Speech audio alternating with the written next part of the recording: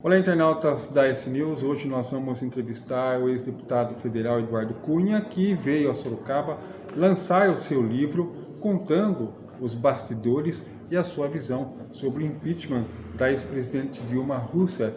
Ele que também vai traçar um panorama do atual cenário político brasileiro. Boa noite, deputado. Boa noite, é um prazer enorme estar com seus internautas. Como que o senhor está analisando primeiro a repercussão do seu livro? Bom, o livro já foi lançado no ano passado, a gente estava no período da pandemia e não podia circular com ele para poder debater. Já teve uma vendagem expressiva e uma grande circulação, já está sendo palco de debate já há algum tempo. Mas muitos não tiveram oportunidade de ter acesso a ele. Então eu estou fazendo esse movimento de várias cidades, principalmente as maiores cidades dos maiores estados, principalmente São Paulo, para que a gente possa trazer a mais pessoas o conhecimento do livro. Então a repercussão tem sido positiva e eu trago no livro uma visão sobre o processo impeachment, dos fatos que aconteceram na sua realidade por quem protagonizou o processo, que fui eu. Então é muito fácil as pessoas falarem, mas quem teve o protagonismo fui eu. Então a minha versão dos fatos e não a minha opinião estão refletidas no livro. A opinião vai ter você que ler, que você que vai julgar o que aconteceu. E eu trago não só os detalhes do processo de impeachment, o livro tem 808 páginas, é um livro muito detalhado, é um apanhado histórico para o nosso país. Vem desde a proclamação da República até os dias de hoje, onde a gente passa por todos os eventos, todas as eleições presidenciais, Estado Novo, regime militar, a própria criação da lei do impeachment, que é de 1950, onde lá, a partir daquele momento, o impeachment foi usado por 3 vezes. Primeiro com Getúlio Vargas, em 1954, que ele venceu na Câmara e o processo não seguiu adiante. Depois com Collor, onde eu não só trato do impeachment do Collor, como também da própria eleição dele. Aliás, eu trato de todas as eleições presidenciais desde a proclamação da República. E, finalmente, o impeachment com Dilma. E eu trago o paralelo comparativo das razões que levaram ao impeachment dela, dos fatos do impeachment quase que diário, a partir do momento. Então, o livro tem 808 páginas, que a metade é um apanhado histórico, e a metade trata especificamente do processo de impeachment da Dilma. Agora, deputado, o impeachment da Dilma foi tratado como um golpe, depois teve todo o desdobramento, até recente, né, de que anos depois isso foi tratado como uma articulação política para justamente atender outros interesses da República. Como que o senhor viu esse ponto, e o senhor também aborda isso no livro? Claro, até porque quem prega a visão de golpe é quem sofreu o impeachment, que é o PT. Mas, na verdade, é importante você analisar historicamente que o PT foi protagonista do pedido de impeachment do Collor. Depois o PT pediu o impeachment do Itamar Franco. Depois pediu o impeachment do Fernando Henrique Cardoso, onde, inclusive, o presidente da Câmara na época era o Michel Temer, que rejeitou o pedido, o PT recorreu, foi o recurso para a votação no plenário. Depois o PT pediu o impeachment do Michel Temer quando sucedeu a Dilma. E, finalmente, o Bolsonaro, foram vários pedidos de impeachment. Para o PT, impeachment nos outros é refresco, para eles era golpe. Então, na verdade, golpe mesmo de verdade houve com o Collor. Porque o Collor teve o impeachment por causa de uma Fiat Elba. Nem sequer era considerado pela lei do impeachment como crime de responsabilidade. Aquilo seria, no máximo, ilícito penal, que demandaria uma ação penal, que, aliás, houve e o Collor foi absolvido. Só que para propor a ação penal com algo que aconteceu antes do mandato, antes do término do mandato do Collor como presidente, teria que esperar o fim do mandato para só a partir daí processar a ação penal. Então são circunstâncias que estão bem esclarecidas no livro. A gente tem que rebater essa situação política, que houve uma articulação política no momento, houve, isso está bem claro no livro, que Michel Temer participou da articulação política, participou, isso está bem descrito no livro. Você não tira um presidente, você coloca um presidente, porque para ter um impeachment é preciso ter 3 coisas. Primeiro, você tem um crime de responsabilidade cometido, e Dilma cometeu. A minha aceitação do pedido de impeachment de Dilma foi pelo fato dela ter cometido um crime de responsabilidade, que editou decretos de execução orçamentária sem respaldo na lei orçamentária. Não foram as pedaladas fiscais, não. Pedalada ela praticou no primeiro mandato em 2014. As pessoas pensam isso. O que é pedalada fiscal? É a utilização de bancos públicos para pagar despesas do governo, como empréstimos, que é vedado pela lei de responsabilidade fiscal. Sobre isso, tiveram vários pedidos de impeachment, as contas dela de 2014 foram rejeitadas pelo Tribunal de Contas da União, mas eu não aceitei o pedido por causa disso. Eu aceitei quando ela propôs a mudança da meta do déficit fiscal ao Congresso Nacional e antes que o Congresso votasse, ela editou os decretos. Foi aí que entrou o pedido de impeachment sobre esse tema e eu aceitei. Então tem que ter o crime de responsabilidade, tem que ter o apoio da sociedade, que era majoritariamente a favor do processo de impeachment, porque a gente viveu dias difíceis. A Dilma teve uma perda de 8% do PIB em 2015 e 2016. Teve uma perda de 10% da renda dos brasileiros. Isso sem pandemia e guerra. Vocês imaginem isso com uma pandemia e uma guerra como tem agora. A Dilma, por si só, já era uma pandemia. Imaginem a Dilma com pandemia. Então, além do apoio da sociedade, tem que ter a vontade política de quem vota, que é o Congresso Nacional. A Dilma tinha perdido o apoio político, não tinha mais apoio nenhum. O que ela teve de votação para evitar o seu processo de impeachment na Câmara dos Deputados foi o mesmo número de votos que o meu opositor do PT teve na eleição da disputa da presidência da Câmara. Então, isso fica muito claro que ela já tinha perdido o apoio político. Essa foi a razão fundamental do impeachment. Se esses 3 eventos não acontecerem, não pode ter impeachment. Agora, deputado, não é justo, anos depois, o próprio PT e os partidos de esquerda pedirem agora o impeachment do presidente Bolsonaro? Se o senhor fosse presidente da Câmara dos Deputados hoje, o senhor também soltaria o pedido de impeachment? Eu já tive a oportunidade de falar sobre isso, foram vários pedidos de impeachment do PT contra Bolsonaro. E eu tive o cuidado de ler, teve um que chamaram do super pedido de impeachment. Não tinha absolutamente nada, não tinha um crime de responsabilidade cometido por Bolsonaro.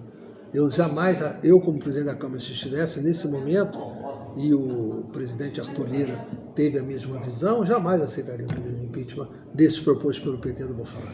Agora, o cenário não é muito parecido, ou até pior, deputado, depois de uma inflação descontrolada, uma pandemia, e a gente vê esse governo atual agora partindo para um golpe. Só acredita que se o Bolsonaro perder a eleição, nós teremos um golpe no Brasil? Não, eu nem acho que o governo está partindo para o golpe. Isso aí é um pouco a mídia querendo incensar para poder desgastar o Bolsonaro. Eu não vejo possibilidade nenhuma de golpe no Brasil, e nem o Bolsonaro está pregando isso. Quem está colocando isso, na minha opinião, não está falseando as informações para a população. O Bolsonaro respeitou todas as decisões das instituições até hoje. Não tem um ato dele que diga que ele foi para o golpe, a não ser a versão propagada pela mídia. Se Bolsonaro vencer a reeleição e começar um novo mandato em 1º de janeiro de 2023, eu tenho certeza absoluta que a mídia vai passar os seus próximos 4 anos dizendo que o Bolsonaro vai tentar dar um golpe para ter um 3º mandato.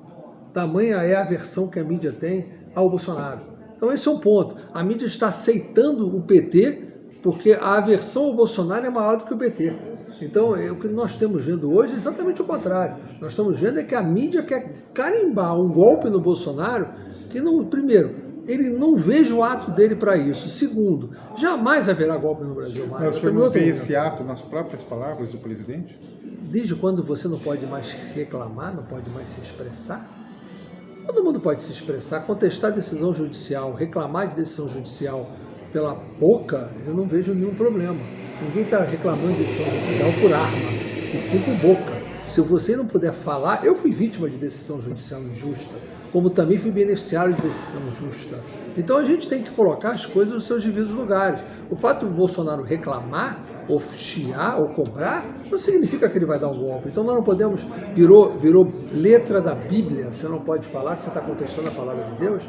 Eu acho isso um absurdo. Eu não vejo nisso nenhuma tentativa de golpe, nem vejo nenhuma possibilidade de ter golpe no Brasil, nem hoje nem amanhã, nem tão pouco, tão cedo. Agora, como que o senhor analisa as atuais denúncias contra o ministro da Educação, que são fatos concretos de corrupção, pedido de ouro para propinas? Olha aqui, a corrupção, ela existiu, ela existe e ela certamente continuará a existir. Cabe aos agentes públicos combatê-la. Você não pode achar que, havendo denúncias de corrupção contra alguns agentes públicos que estejam ocupando o cargo público, que elas não devam ser apuradas. Mas isso não significa que seja a culpa do governo. O governo não é corrupto, o governo não patrocina a corrupção. Se eventualmente alguém praticou um desvio, responder por ele. Eu não sei se é verdade ou não é verdade os fatos, se praticou ilícito ou não praticou. Se praticou, tem que punir. Eu acho que tem que investigar e tem que punir. Agora, daí a querer linkar o governo como governo patrocinando corrupção a um oceano Atlântico de distância. Então, o senhor se sente um injustiçado, um político injustiçado, pós-Operação Lava Jato, após a sua prisão e até a elaboração do livro? Bom, em primeiro lugar é o seguinte, a minha prisão ela foi decretada ilegal pelo Supremo Tribunal Federal, na medida que o processo a qual eu fui preso preventivamente, porque eu não cumpri pena nenhuma, não tenho pena nenhuma a cumprir, só que eu fui preso preventivamente em cima do início de uma ação penal por um juiz que fraudou a sua competência, que a minha denúncia ela versava também sobre crime eleitoral, sobre suposto crime eleitoral. Simplesmente o senhor Sérgio Moro, ele me deu uma absolvição sumária do crime eleitoral para manter a sua competência. E com isso ele me condenou. Só que o Supremo anulou a condenação porque disse que ele fraudou a competência. Então, obviamente, que eu fui injustiçado, isso pela própria decisão do Supremo, isso já não sou eu que estou dizendo, o Supremo disse isso na hora que anulou a condenação e constatou a fraude da competência do juiz em cima do meu processo. Então eu não preciso me sentir, eu fui injustiçado, não há dúvida nenhuma disso. Mas só que eu tenho aqui, eu estou enfrentando o debate político, estou me apresentando e vamos enfrentar. O que não pode é quem praticou essa fraude ficar impune. E estão impunes até hoje. E praticou fraude não só comigo, não, praticou até contra os meus adversários, que é o PT. Então eu não digo isso só com relação a mim. Embora o meu caso seja diferente do caso do Lula, esse juiz, que eu digo que chamo de fake Moro, porque ele frauda até domicílio eleitoral, esse juiz fraudou competências. Ele se manteve como processo porque ele chefiava uma organização política que visava a criminalização da política. Então ele tem que ser punido por isso. O fato dele entrar na política, quando ele dizia como juiz que não entraria na política, já mostra que ele frauda tudo, que ele não tem a palavra dele, não serve para nada.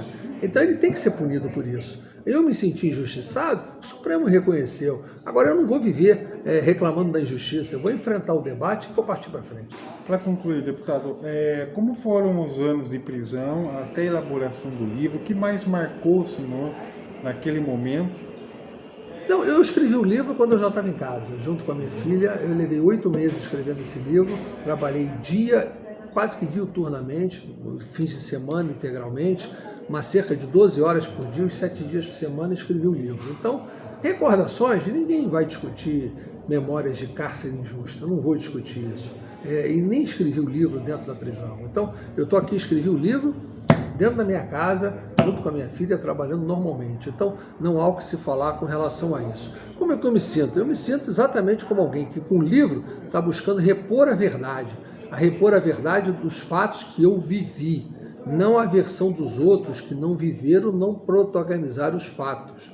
Você que leu, tiver a oportunidade de ler o livro, você que vai fazer o seu julgamento. Ao fim do livro, o livro tem 808 páginas, mas ao fim do livro, as últimas 40 páginas, eu escrevo fora do livro, quem quiser ler, quem não quiser não ler, um compêndio sobre as acusações que versaram sobre mim e sobre a defesa, que aí está colocado ponto a ponto, rebatendo ponto a ponto. Quem tiver a curiosidade e quiser ler, leia. Quem não quiser, leia o livro e se contente com o livro e tenha o seu julgamento sobre os fatos que ocorreram, que, diga-se de passagem, não foram contestados por ninguém. Não tem um fato que eu coloquei lá que alguém veio de público e desmentiu até hoje. E certamente não vai acontecer, porque o livro já saiu e já passou o tempo para isso e não fizeram a contestação. Eu gostaria que fizesse para eu ter a oportunidade de comprovar tudo que eu escrevi, porque nada que está escrito lá está sem comprovação ou sem corroboração. A versão que eu estou colocando foram os fatos reais. A minha opinião, eu estou dando aqui de frente a vocês, vou dar entrevista, se tiver oportunidade de escrever, eu escrevo a minha opinião, mas o livro ele trata dos fatos. Para concluir, deputado, o Brasil é um país que está em descontrole e quais são os seus projetos futuros? Não, eu não sei se o Brasil está em descontrole, nós estamos vivendo um momento absolutamente atípico, debaixo de uma guerra, debaixo de uma inflação causada pela guerra e pela própria pandemia. Passamos 2 anos de pandemia, estamos com 6 meses de guerra. A inflação atingiu picos que nos Estados Unidos há 3 décadas não atingia, no Reino Unido, num século, 9% em libra de inflação. Nós estamos com a inflação mundial, a pandemia causou a perda da produção, nós temos inflação de demanda, inflação de custos, a China parou a sua produção, faltam componentes para veículos, faltam containers para o transporte marítimo de mercadorias importadas e exportadas. Com isso, tem fila ágil para carro, você está com problemas gerados na economia justamente pela inflação de demanda. É uma conjuntura mundial, não é do Brasil. Se você for levar por esse lado, que o que está em descontrole é o mundo. A guerra certa ou errada, e na minha opinião errada, uma invasão feita pela Rússia, mas as retaliações comandadas pelos Estados Unidos também estão erradas, porque estão punindo os cidadãos pela guerra que não foi provocada por eles. O aumento do preço do combustível se deu por função da guerra. E nos Estados Unidos, quando fazem retaliações como fizeram com a Rússia, criaram uma crise econômica sem precedente no mundo inteiro, e vai chegar agora no inverno, os europeus vão passar frio, porque não vão ter o gás russo. Então ele está vivendo uma situação atípica. Se há descontrole, ele é mundial, ele não é do Brasil. O Brasil não pode estar livre da conjuntura mundial. Nós vivemos no governo Lula a crise também, uma crise da quebra das cooperativas de habitação nos Estados Unidos, que impactaram o mundo inteiro. Vivemos no Fernando Henrique a crise da Ásia. Então tem crises mundiais que superam todas as expectativas internas que nós temos. E o Brasil não está fora do contexto. A globalização impede o Brasil de se isolar. O Brasil não é Coreia do Norte, não vai ser. Consequentemente, ele não pode ficar imune às consequências daquilo que acontece no mundo inteiro. Quais são os seus projetos futuros, deputado? Bom, eu sou pré-candidato a deputado federal por São Paulo, pelo PTB. Se Deus permitir, a minha pré-candidatura for confirmada, eu pretendo representar os eleitores de São Paulo em Brasília, defendendo justamente São Paulo, defendendo a locomotiva que é São Paulo, que tudo que acontece em São Paulo impacta no Brasil, e, consequentemente, eu vou por um embate.